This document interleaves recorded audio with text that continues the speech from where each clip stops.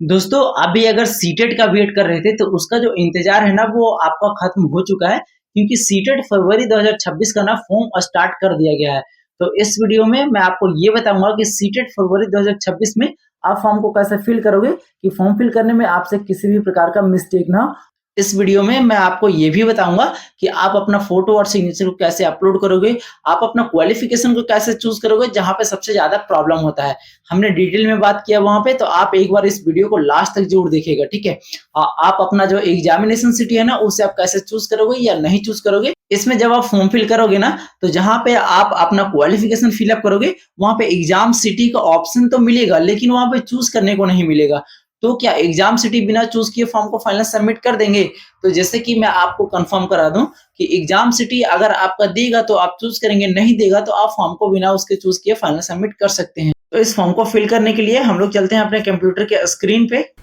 Form को apply करने के लिए आपको आ जाना है इस वेबसाइट पे। इसका लिंक मेरे वीडियो के डिस्क्रिप्शन बॉक्स में मिल जाएगा, डायरेक्ट आप यहाँ पे आ सकते हैं।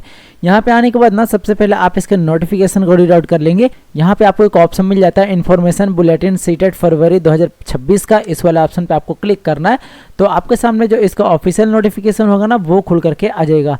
27/11/2025 से लेकर के 18/12/2025 तक आप इसमें अप्लाई कर सकते हैं। इसका जो एग्जामिनेशन डेट है ना, 8 फरवरी 2026 संडे को इसका एग्ज़ाम ले लिया जाएगा। तो अप्लाई करने के लिए वापस से हम लोग चलते हैं अपने वेबसाइट पे। यहाँ पे आने के बाद ना आपको इसमें थोड़ा सा नीचे स्क्रॉल करना है। यहाँ पे कैंडिडेट एक्टिविटी दिखेगा, अप्लाई फॉर सीटेट फरवरी 2026, इस वाले ऑप्शन पे आपको क्लिक करना है। कुछ इस प्रकार का पॉपअप आएगा, ओके वाले ऑप्शन पे आपको क्लिक करना है। इसका जो ऑफिशियल पोर्टल होगा ना फॉर्म को अप्लाई करने के लिए, वो आपके सामने खुल करके आ जाएगा। तो स्टेप 2 अप्लाई ऑनलाइन आपको यहाँ पे देखने को मिलेगा। इसमें फॉर्म को अप्लाई करने से पहले इन्फॉर्मेशन बुलेटिन आपको सही से पढ़ लेना है कि अगर आप इसके लिए एलिजिबल हो तो आप इसके में अप्लाई कर सकते हो। तो अप्लाई करने के लिए न्यू रजिस्ट्रेशन वाले ऑप्शन पे आपको क्लिक करना है। इससे रिलेटेड जो भी जानकारी है ना, वो आपको यहाँ पे प्रोवाइड करवा दिया गया है कि जनरल और ओबीसी के लिए कितना चालान लगने वाला है पेपर 1 एंड पेपर 2 के लिए, और SC ST और डिसेबल पर्सन के लिए कितना चालान यहाँ पे आपका लगेगा।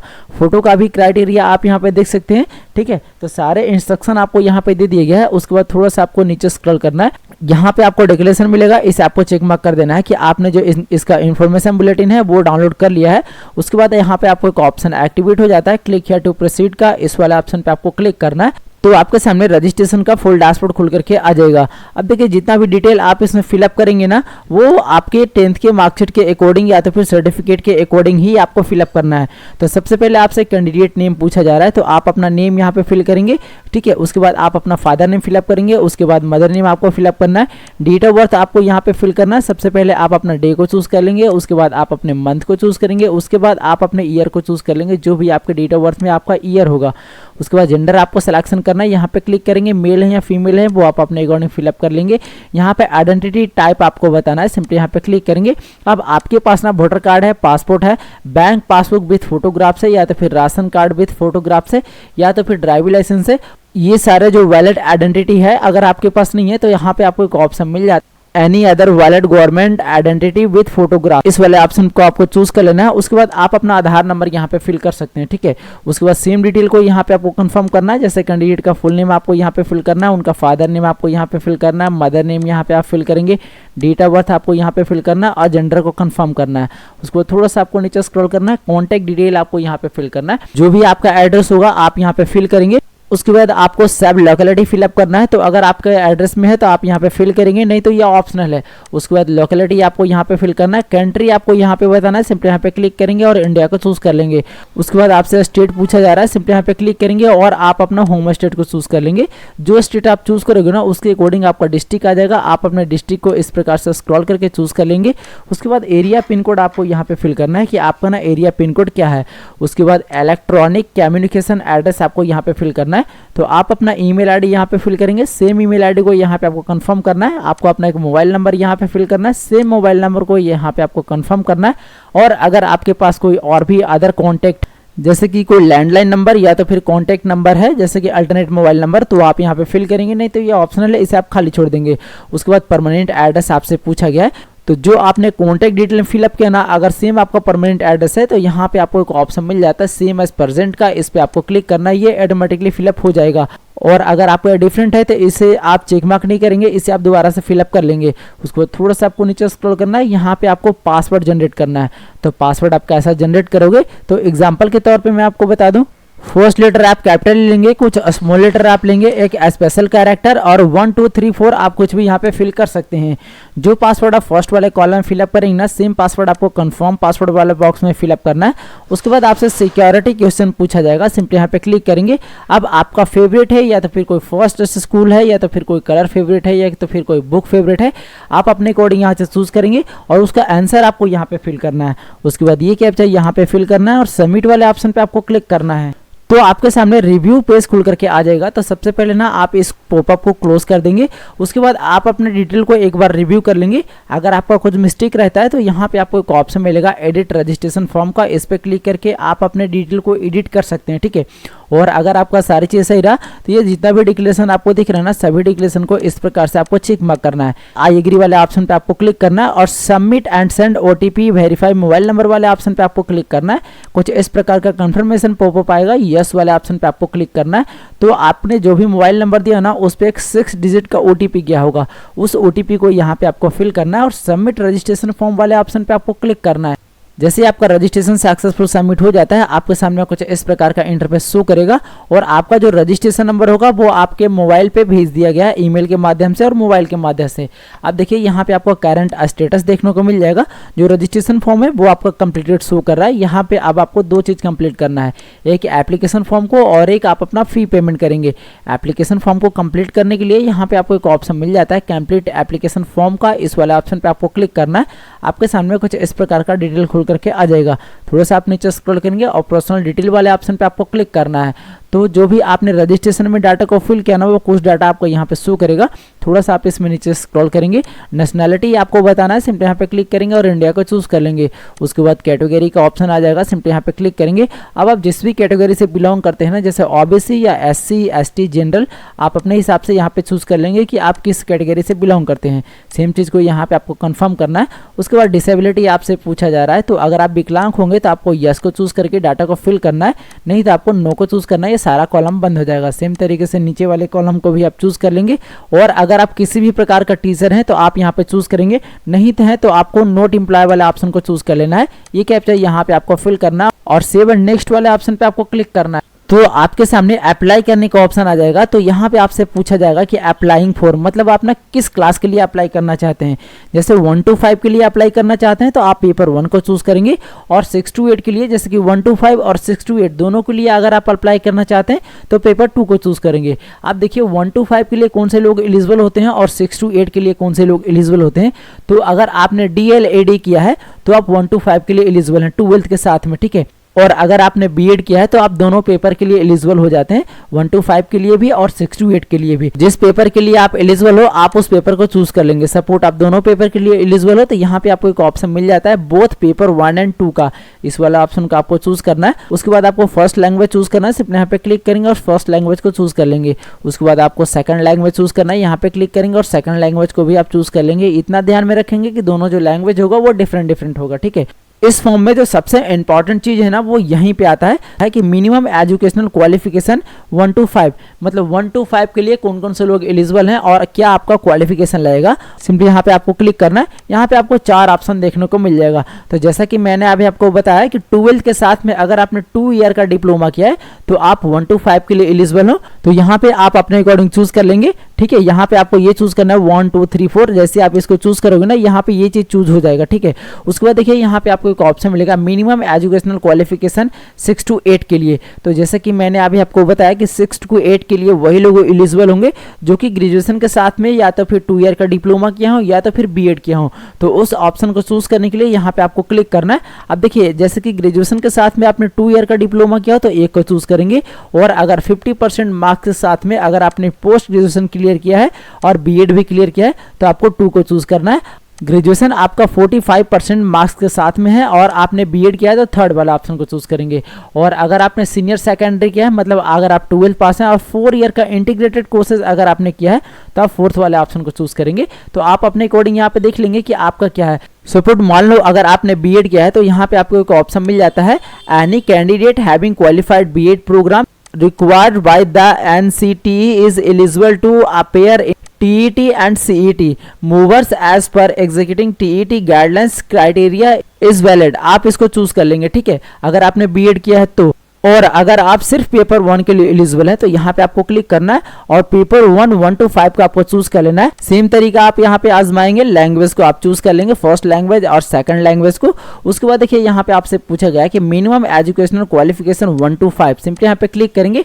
देखिए जैसे कि मैंने अभी आपको बताया कि अगर आपने 12th किया है और 50% मार्क्स के साथ में 2 ईयर का डिप्लोमा किया है तो आप फर्स्ट वाले ऑप्शन को चूज करेंगे, और अगर आपने सीनियर सेकेंडरी किया है 40% मार्क्स के साथ में 2 ईयर डिप्लोमा जो कि किसी भी नाम से जाना जाता हो तो आप सेकंड वाले ऑप्शन को चूज करेंगे। तो आप अपने अकॉर्डिंग देख लेंगे कि आपने किया क्या है और यहां से क्लिक करेंगे और इसे चूज कर लेंगे, ठीक है। और अगर आप 6 to 8 के लिए अप्लाई करना चाहते हैं, जैसे कि सिर्फ पेपर 2 के लिए, तो पेपर 2 को आपको चूज कर लेना है। लैंग्वेज आप सेम तरीके से चूज कर लेंगे, ठीक है। उसके बाद देखिए यहाँ पे आपसे पूछा गया कि minimum educational qualification 6 to 8, simply यहाँ पे क्लिक करेंगे। तो जैसे कि मैंने अभी आपको बताया, मैं सेम चीज आपको दोबारा बता रहा हूँ एक एक करके, ठीक है। हर एक पॉइंट पे हम लोग बात कर रहे हैं, ठीक है। तो देखिए जैसे कि आपने ग्रेजुएशन किया है, ग्रेजुएशन के साथ में 2 ईयर का डिप्लोमा आपने किया है तो फर्स्ट वाले ऑप्शन को आप चूज कर सकते हैं। जैसे कि आपने डीएलएड भी किया है तो आप पेपर 2 में जा सकते हैं, लेकिन आपका ग्रेजुएशन होना चाहिए, ठीक है।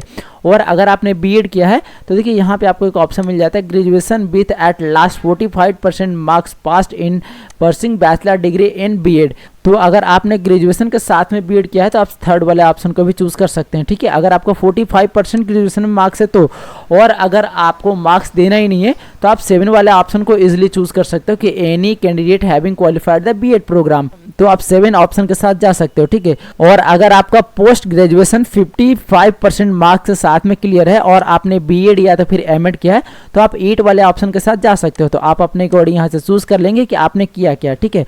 उसके बाद subject offer for paper 2, simply यहाँ पे क्लिक करेंगे। अब आपका मैथ एंड साइंस है या तो फिर सोशल साइंस है, आप अपने अकॉर्डिंग चूज कर लेंगे। उसके बाद आपसे क्वालिफाइंग एग्जाम पूछा जाएगा कि आपने क्लियर क्या किया है, जैसे कि आपने डिप्लोमा किया है या तो फिर आपने डिग्री इन एजुकेशन किया है। तो डिप्लोमा इन एजुकेशन का मतलब होता है डीएलएड और डिग्री इन एजुकेशन का मतलब होता है बीएड।